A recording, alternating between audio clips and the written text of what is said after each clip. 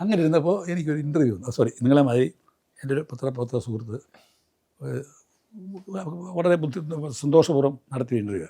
ആ ഇൻ്റർവ്യൂ പറഞ്ഞപ്പോഴും അതിനകത്ത് ഈ വർത്തമാനം പറഞ്ഞുകൊണ്ടിരുന്നപ്പം ഈ ഒരു വലിവ് എൻ്റെ ഈ നേരത്തെ പറഞ്ഞ പോലെ ഒരു വാശിപ്പുറത്തുള്ള പെർഫോമൻസ് ആയതുകൊണ്ട് ഞാൻ അതിനെ മൈൻഡ് ചെയ്യാതെ ചെയ്ത് കഴിഞ്ഞപ്പോഴാണ് വന്നപ്പോഴാണ് ഞാൻ കണ്ടത് അതിനകത്തൊരു വല്ലാത്തൊരു വലിവുണ്ട് വർത്തമാനം പറഞ്ഞത്. ഈ ഫ്ലുവൻസി ഇല്ല വർത്തമാനം പറഞ്ഞത്. എന്നെ ശീലിപ്പിച്ചതാണല്ലോ, അതല്ല, ഒരു ചെറിയ കുഴച്ചിലുണ്ട്. ഇത് വന്നു കഴിഞ്ഞപ്പോൾ സോഷ്യൽ മീഡിയയിൽ അണ്ണന്മാർ റെഡിയായിട്ടിരിക്കുക, അവരങ്ങ് വ്യാഖ്യാനിക്കാൻ തുടങ്ങി. പണ്ട് എങ്ങനെ ഇരുന്ന ആളെങ്കിൽ ഇപ്പം കണ്ടില്ലേ അടിച്ചിട്ടിരിക്കുകയാണെന്ന് തോന്നുന്നു. ഇതൊക്കെയാണ് ഇവിടുത്തെ രീതികൾ. നമ്മൾ ഞാൻ അടിച്ചിട്ടല്ല കേട്ടോ ഇൻ്റർവ്യൂ കൊടുത്തെന്ന് പറയേണ്ട ആവശ്യമില്ലല്ലോ. അപ്പോൾ ഇതിലൊരു സിംഹഭാഗവും സോഷ്യൽ മീഡിയ എന്നുള്ള പേരിൽ ഒരു ഫാക്ടറി നടന്നുകൊണ്ടിരിക്കുക. ഇഗ്നോർ. അവരെന്ത് വേണേൽ പറയട്ടെ.